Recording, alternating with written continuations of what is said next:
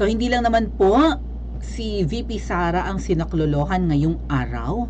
Meron ding pagsaklolong naganap at ito nga po ay ginawa ni Senadora Amy. Ngayon ang tanong, at magkakaroon tayo ng live survey para dito sa ating premiere, di ba? Kasi syempre kinukuha naman natin yung topic na ito sa aking live and in-upload natin kasi mas maigsi, walang shoutouts, walang kending, walang bate, ganon. Just for the topic. Kanino sinasaklolohan ni Senadora Amy itong mga taong kanyang isinasalba? Ito nga po ang post. Sagutin nyo ha, kanino niya sinasaklolohan? A. Kay Queen Palaka. B. Kay Popshi. C. Kay Joknong Gollum, Lord of the Rings. Or D. All of the above. Ganyan yan. Comment nyo sa comment section. Kaya pindutin nyo yung option na pipiliin nyo ha. Sabi ng SMNI, Senator Amy Marcos sa retirement pension ng military and uniformed personnel. Ito yung kanyang pahayag.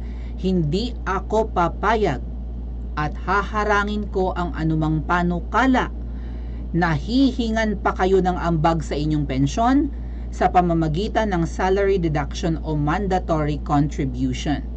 Tutulan po natin ito. Nag-retire na, dehado pa. 'Di ba? So ito nga po yung usapin doon sa balak ni Jokno na may basbas na daw ni Popshi, nakaltasan daw ng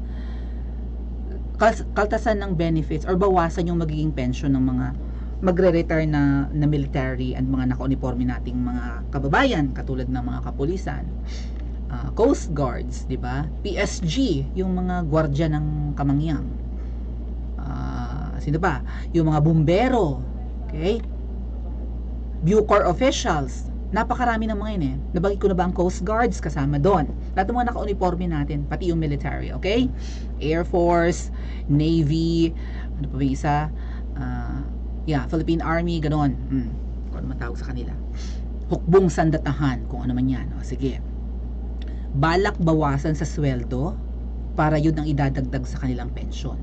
Sa ngayon po kasi, hindi binabawasan ang mga naka-uniforme nating kababayan sa kanilang sweldo. Buo nilang nakukuha ang kanilang natatanggap na sahod. Actually, magkaiba yung sahod at sweldo. Pero halos ganon na rin. Dahil nga po yan din sa peligro ng kanilang trabaho, di ba? Risky, at risk lagi ang kanilang buhay, di ba? Either kainkwentro nila itong mga kalamidad or mga kriminal, ganyan, di ba? Sila yung nasa peligro lagi ang buhay.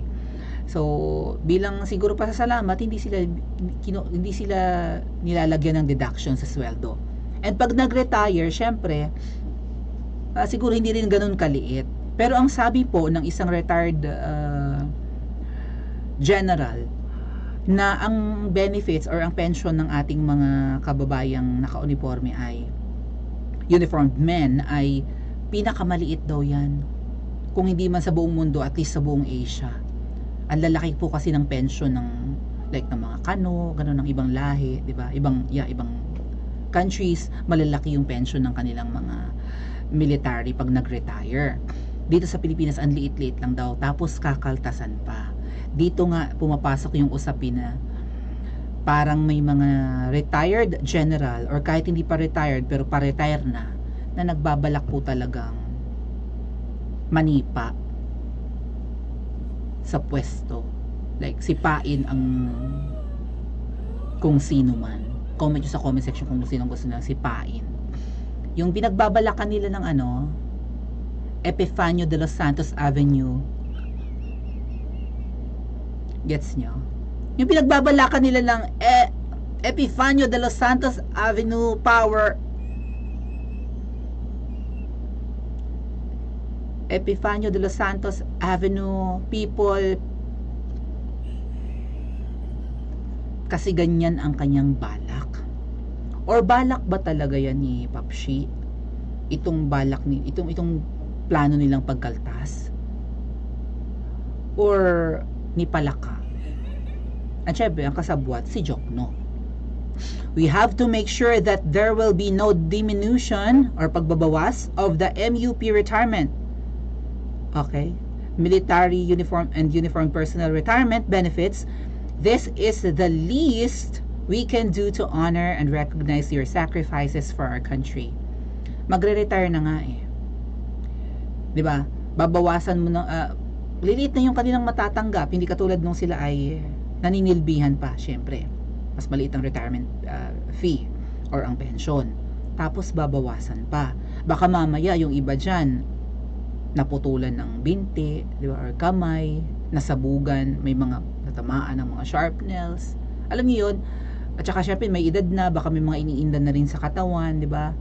Because of old age, because of trauma ng sa kanilang uri ng trabaho na nakuha sa kanilang trabaho. Tapos babawasan niyo ang pension. Tapos yung iba dyan, baka pag nakuha or ilalamsam, may paglalaanan na, like bibili ng bahay, or maybe mag-abroad, or magpapagamot, magpapa-opera, tapos babawasan nyo. Nagko-cost cutting. Ano ang dahilan ni Jokno again? Dahil matagal daw mamatay ang mga sundalo at mga pulis. Matagal daw mategi bumbum, ang laki-laki daw ng ginagastos ng gobyerno natin sa pensyon ng mga yan, ang tagal daw mategi. Diyos ko naman, Jokno, mas mukha ka pang matanda sa mga matagal mategi, ikaw rin naman. Hindi ko alam kung anong klaseng damo ka na parang kaedad mo na rin si Enrile. Di ba panahon pa ni Cory kung nasa pwesto na yan eh.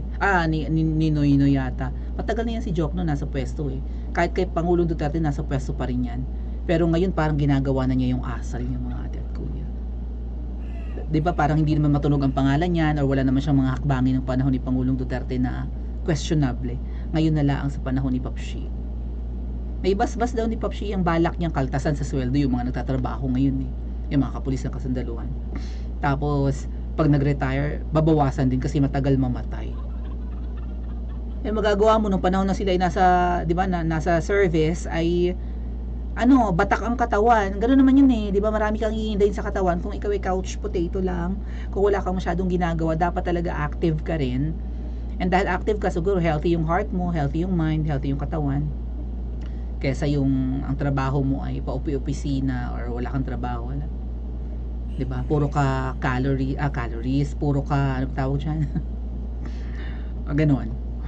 Puro ka hindi mo na ilalabas yung mga toxins ng katawan mo, hindi katulad ng ating mga naka-uniforming kababayan.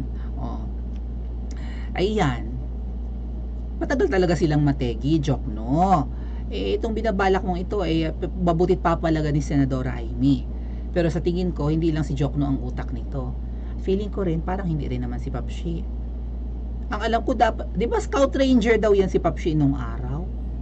Dapat, alam ko malapit sa kanya ang mga naka-uniforme. Grabe pa nga yung pagbagsak ng mukha ni PBBM noon, nangyari sa 44, di ba? Parang siya, depressed siya, lungkot na lungkot, parang mangingiyak nung araw, di ba?